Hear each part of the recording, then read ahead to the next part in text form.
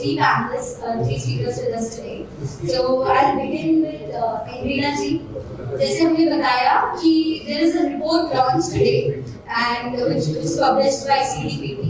तो जो report है कि author Aindrila ji हैं, तो सबसे पहले हम उन्हीं से क्वेश्चन पूछेंगे जो रिपोर्ट लॉन्च हुई है मिशन ड्रिफ्ट मिशन अलाइनमेंट के ऊपर।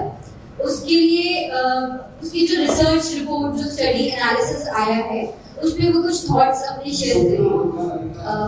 Ma'am can you please share the report analysis in this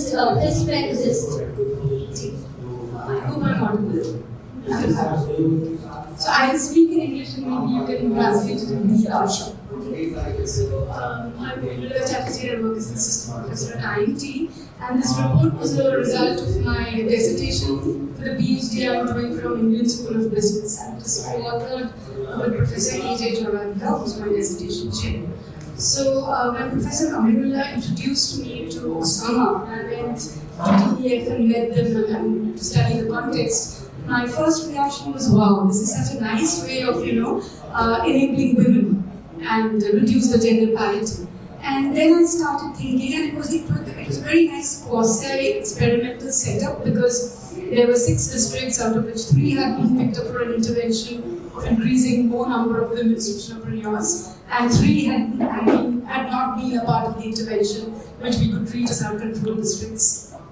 And of course, there was a new district called Barefoot, where there were women entrepreneurs. And the thought that came to my mind was that, in a typical Indian household, if you see, at least till my generation, our generation, the men folk take care of the finances. But when it comes to the social needs, like the nurturing, the caring, it is mostly done by women, right? Of course, things are changing and I'm not getting into that. So this intervention, it led me thinking that, now since we have more women entrepreneurs in some of the districts, does it really have an impact on the social returns? And what do I mean by social returns? So these, I'm sure many of you would be knowing, the socialpreneurs are supposed to enroll their beneficiaries into government programs and then get, money out of those programs, get that disbursed to their consumers or to their beneficiaries. So that I'm considering as a social return.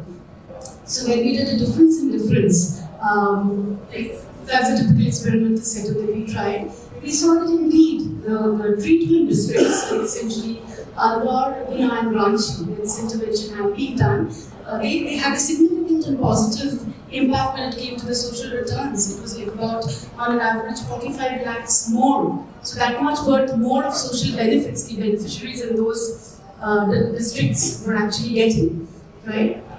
And so we also did a sub-sample. So we initially, we ran it on the full sample, and that is where it was about 45 lakhs. And then we also kind of removed the data for the first 6 months after the intervention, if you assume that the entrepreneurs were learning at that time. So that the results were even stronger. It was about 71 lakhs.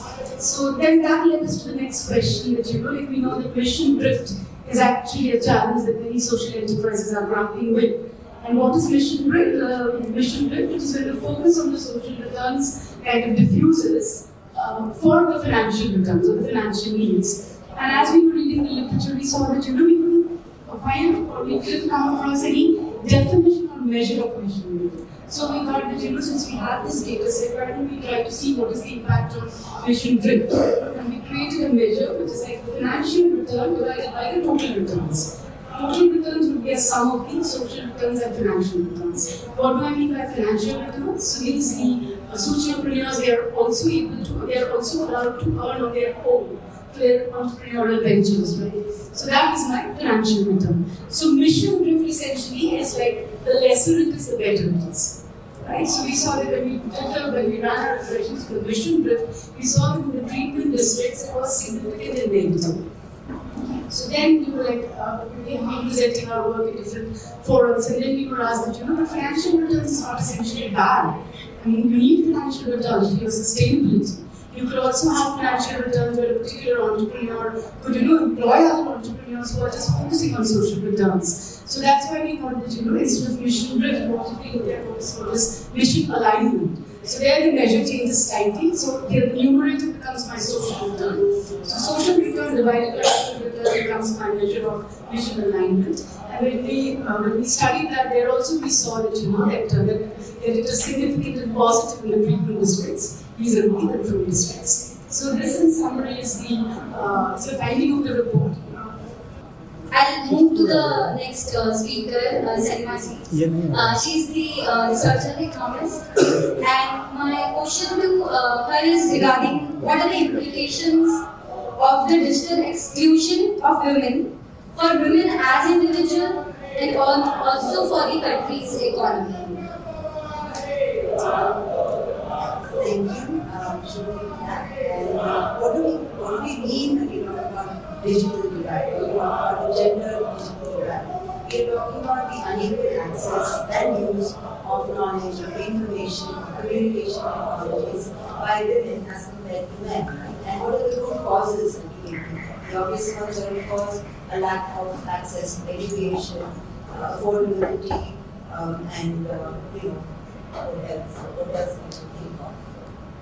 Education, affordability, and a lack of access. But over and above this, what I think is important are the underlying causes systemic in our society.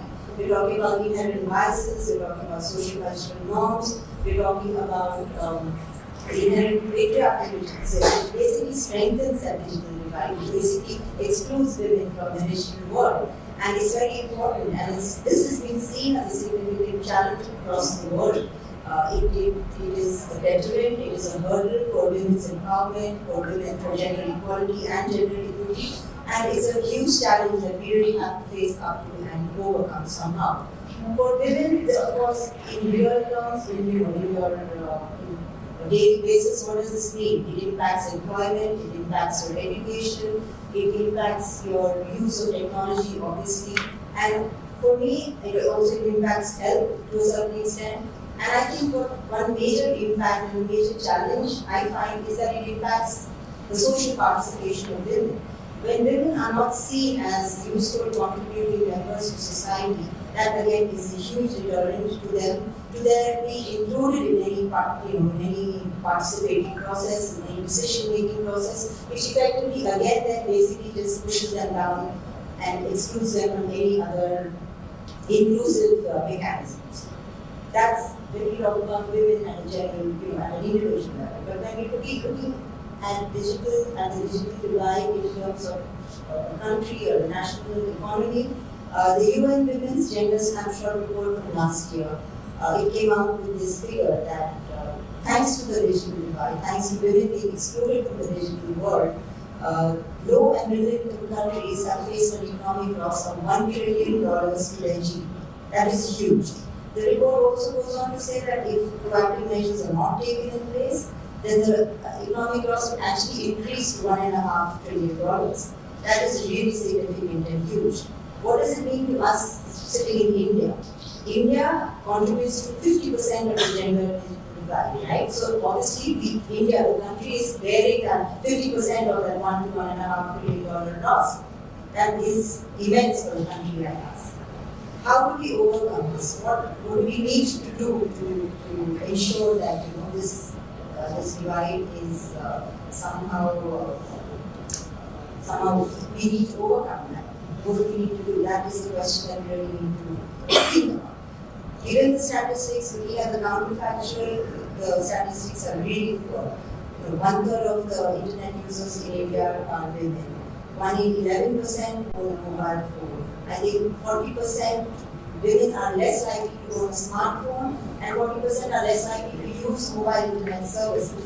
In today's world, I think it's so important for women to be digitally connected, and that's something that we really need to work for.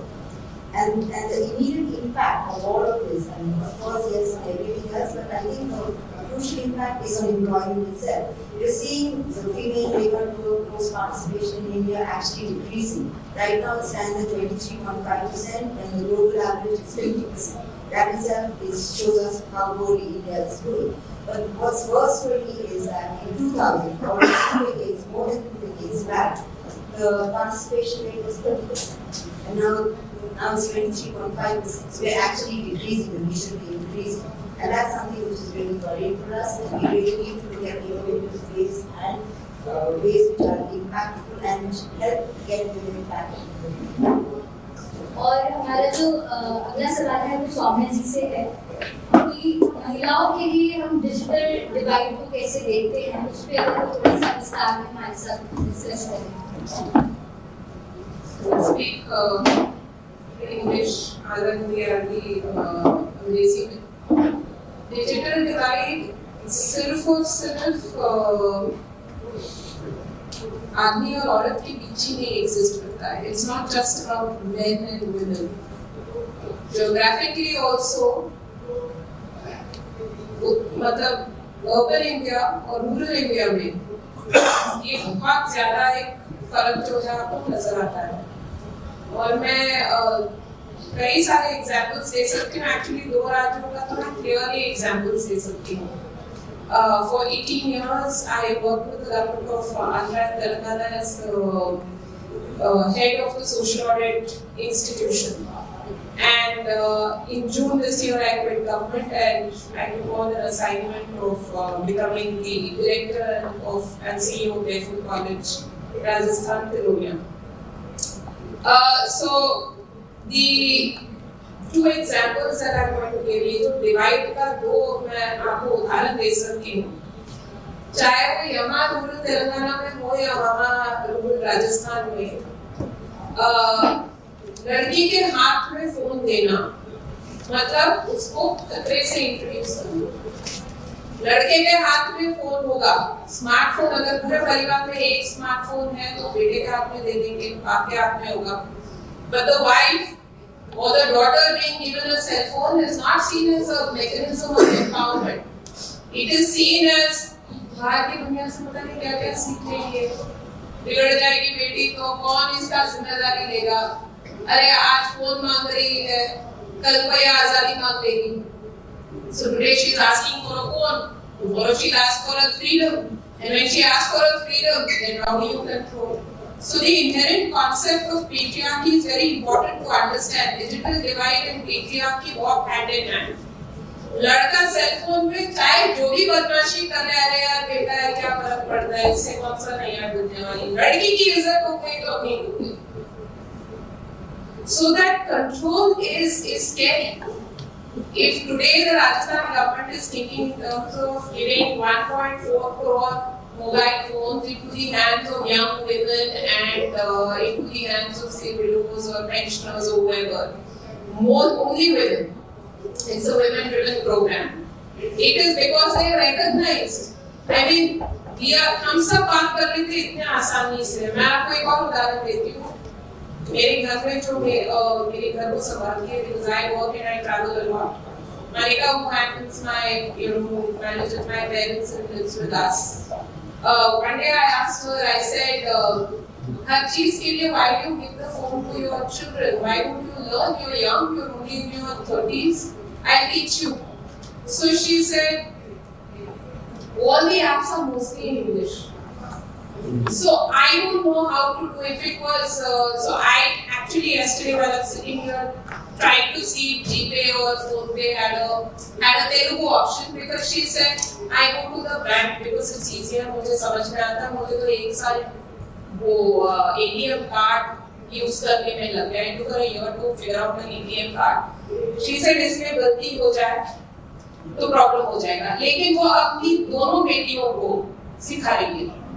She says my daughters have to be independent.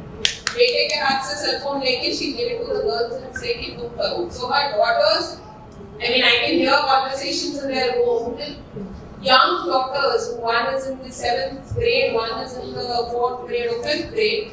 They watch YouTube channels. They educate her about politics. They educate her about policies. They educate her about give her information कि ये वाला scheme है, ऐसे ले सकते हो. Then she comes home and she tells me, she says ये प्रधानमंत्री का कुछ नया निकला है ना, इससे क्या निकला? नहीं, ये हमारे जमीन पर पैसा देते करते हैं. This was a year ago. She told me PM किसान के बारे में. ऐसे हाँ हम दे रहे हैं, तुम्हें कैसे पता?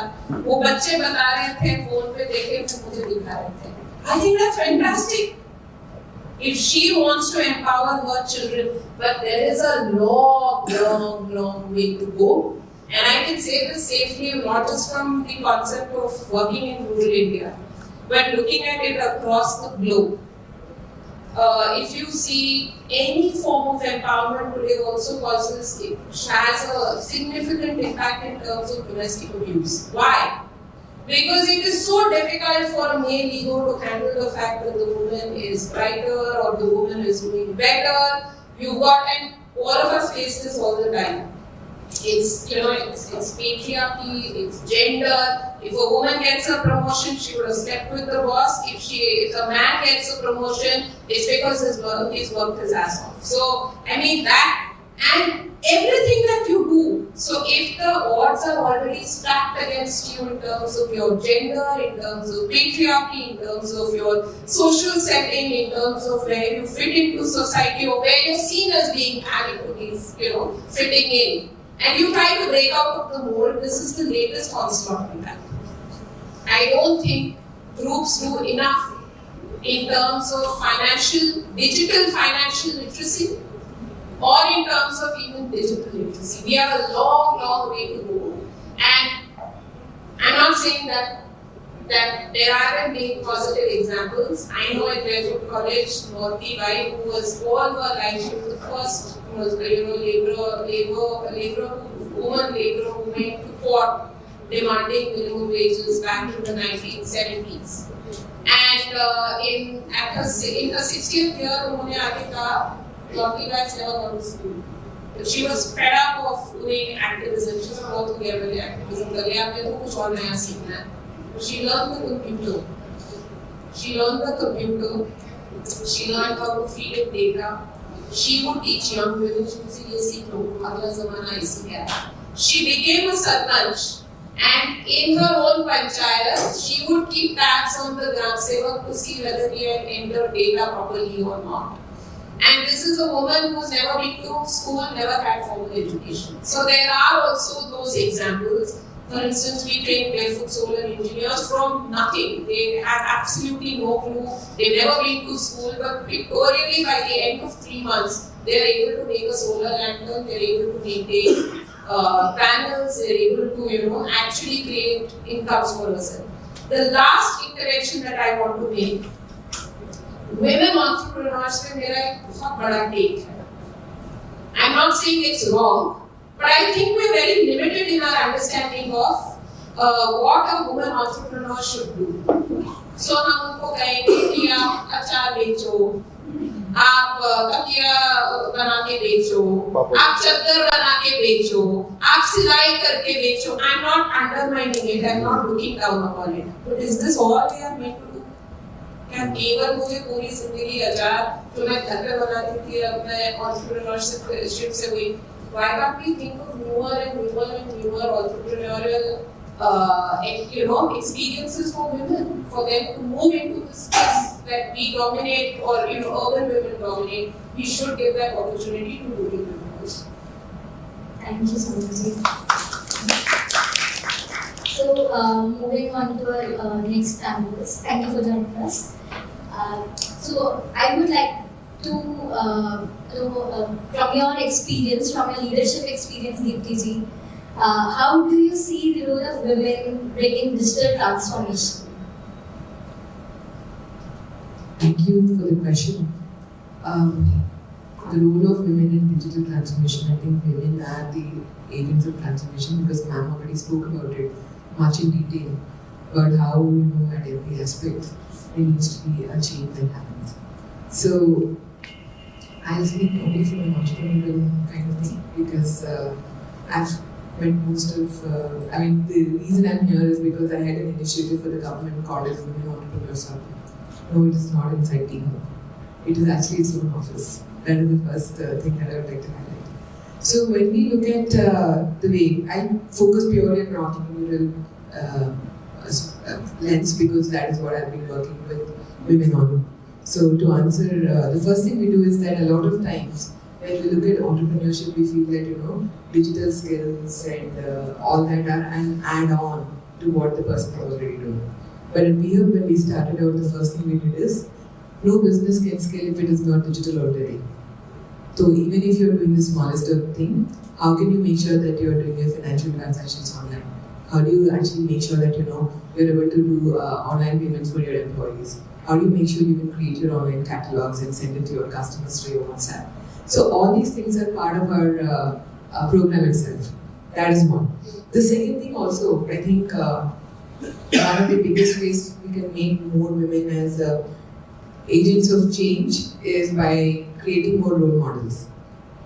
2 दिन पहले मैं आप सब लोगों से सुन रही थी कि आप लोग चंचल गुड़ा में आप सीख रहे थे कि एक्सेल सीखा आपने, ऑफिस के बारे में बात कर रहे थे। प्रियंका मैडम ना, प्रियंका है ना, प्रियंका मैडम ने आपको इतना सिखाया, सिखाने के बाद आप बहुत ही एक नया दुनिया आपके लिए खुल गया था। मगर उसके बाद आप एंजॉय तो कर रहे हो, मगर 1 साल के बाद आपको भी लगेगा मैंने ये सीखा, मगर इससे मेरा वैल्यू क्या है? जो आपका होराइजन है, जो आपका वर्ल्ड व्यू है, वो बहुत ही बड़ा हो गया।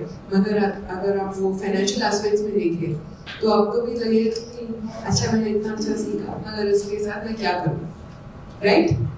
Because the family will ask आप क्लासेस में जा रहे हो, it's very nice and all that, but then they will ask you what is the value of it?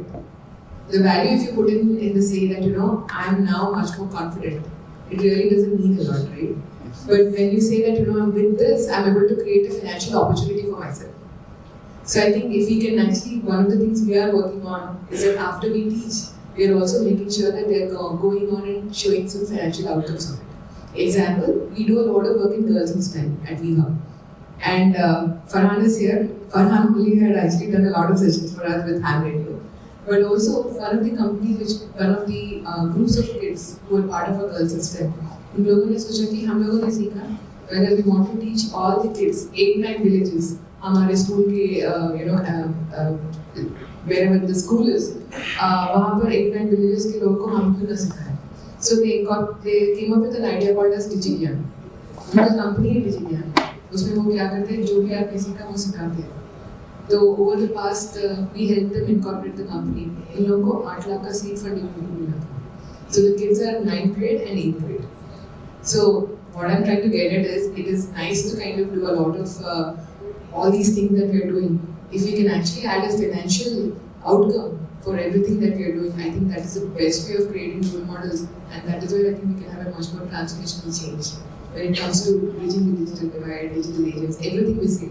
We say that digital is not, it's there, everybody knows it, but how do we create financial viability out of it? That is a strong take, because we are a business incubator after all.